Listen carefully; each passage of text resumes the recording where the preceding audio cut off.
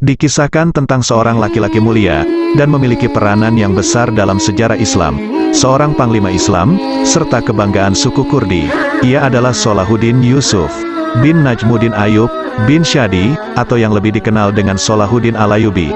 Ia adalah seorang laki-laki yang mungkin sebanding dengan 1000 laki-laki lainnya. Salahuddin Al-Ayyubi adalah laki-laki dari kalangan Ajam, atau non-Arab, tidak seperti yang disangkakan oleh sebagian orang, bahwa Salahuddin adalah orang Arab. Ia berasal dari suku Kurdi. Ia lahir pada tahun 1138 Masehi, di kota Tikrit, Irak, kota yang terletak antara Baghdad dan Mosul. Ia melengkapi orang-orang besar dalam sejarah Islam yang bukan berasal dari bangsa Arab, seperti Imam Bukhari, Imam Muslim, Imam Tirmidzi, dan lain-lain. Karena suatu alasan, kelahiran Salahuddin memaksa ayahnya untuk meninggalkan Tikrit sehingga sang ayah merasa kelahiran anaknya ini menyusahkan dan merugikannya. Namun kala itu ada orang yang menasihatinya, "Engkau tidak pernah tahu, bisa jadi anakmu ini akan menjadi seorang raja yang reputasinya sangat cemerlang." Dari Tikrit, keluarga Kurdi ini berpindah menuju Mosul.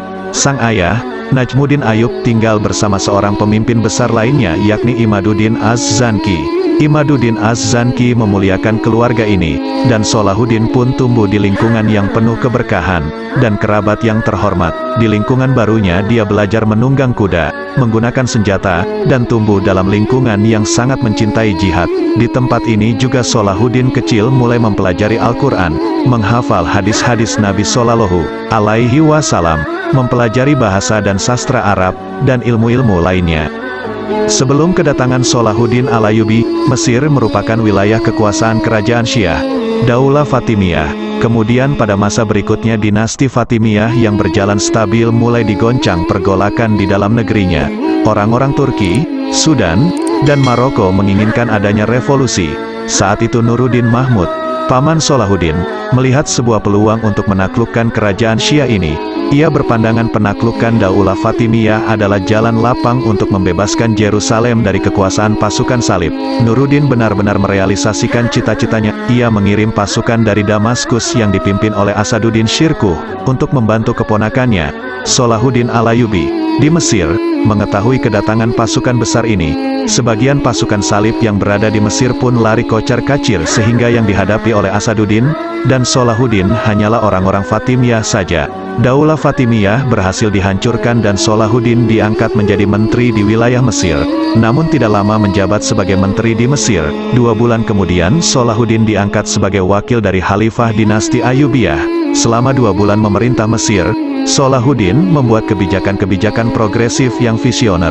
Ia membangun 2 sekolah besar berdasarkan mazhab Ahlus Sunnah wal Jamaah. Hal ini ia tujukan untuk memberantas pemikiran Syiah yang bercokol sekian lama di tanah Mesir. Hasilnya bisa kita rasakan hingga saat ini. Mesir menjadi salah satu negeri pilar dakwah Ahlus Sunnah wal Jamaah atau Sunni. Kebijakan lainnya yang ia lakukan adalah mengganti penyebutan nama-nama Khalifah Fatimiyah dengan nama-nama Khalifah Abbasiyah dalam khutbah Jumat.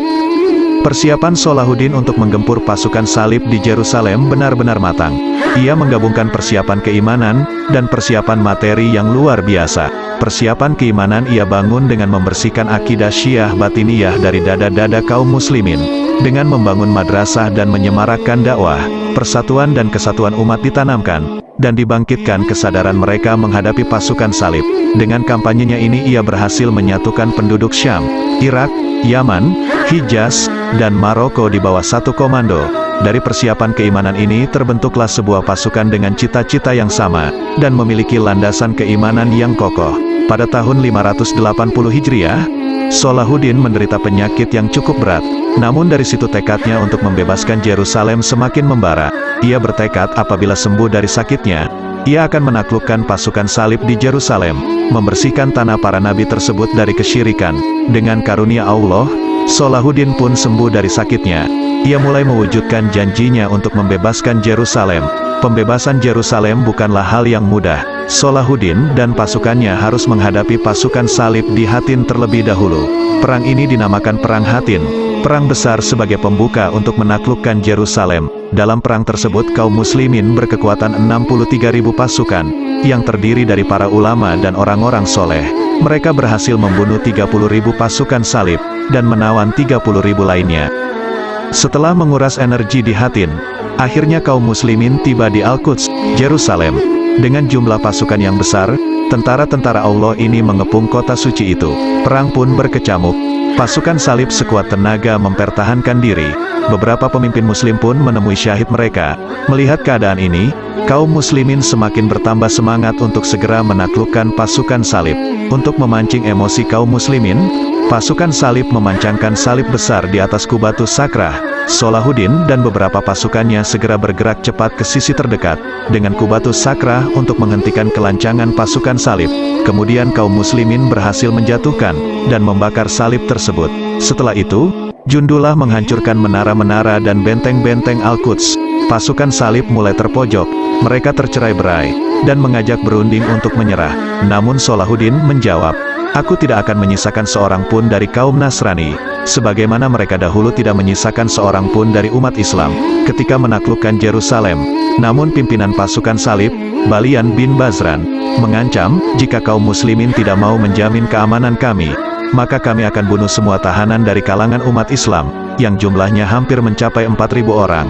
Kami juga akan membunuh anak-anak dan istri-istri kami, menghancurkan bangunan-bangunan, membakar harta benda, menghancurkan Qubatus Sakrah, membakar apapun yang bisa kami bakar, dan setelah itu kami akan hadapi kalian sampai darah penghabisan. Satu orang dari kami akan membunuh satu orang dari kalian. Kebaikan apalagi yang bisa engkau harapkan?" Inilah ancaman yang diberikan pasukan salib kepada Salahuddin dan pasukannya. Salahuddin pun mendengarkan dan menuruti kehendak pasukan salib dengan syarat setiap laki-laki dari mereka membayar 10 dinar, untuk perempuan 5 dinar, dan anak-anak 2 dinar. Pasukan salib pergi meninggalkan Yerusalem dengan tertunduk dan hina. Kaum muslimin berhasil membebaskan kota suci ini untuk kedua kalinya. Salahuddin memasuki Yerusalem pada hari Jumat 27 Rajab 583 Hijriah, atau tanggal 2 Oktober tahun 1187 Masehi. Kota tersebut kembali ke pangkuan umat Islam setelah selama 88 tahun dikuasai oleh orang-orang Nasrani. Kemudian ia mengeluarkan salib-salib yang terdapat di Masjid Al-Aqsa, membersihkannya dari segala najis dan kotoran, dan mengembalikan kehormatan masjid tersebut, sebagaimana manusia sebelumnya, baik dari kalangan nabi, rasul, ulama, panglima perang dan yang lainnya. Salahuddin pun wafat meninggalkan dunia yang fana ini. Ia wafat pada usia 55 tahun, pada 16 Safar 589 Hijriah, bertepatan dengan 21 Februari 1193 Masehi, di kota Damaskus. Ia meninggal karena mengalami sakit demam selama 12 hari. Orang-orang ramai menyalati jenazahnya, anak-anaknya Ali, Utsman, dan Ghazi turut hadir menghantarkan sang ayah ke peristirahatannya. Semoga Allah meridhoi, merahmati, dan membalas jasa-jasa engkau wahai pahlawan Islam, sang pembebas Yerusalem.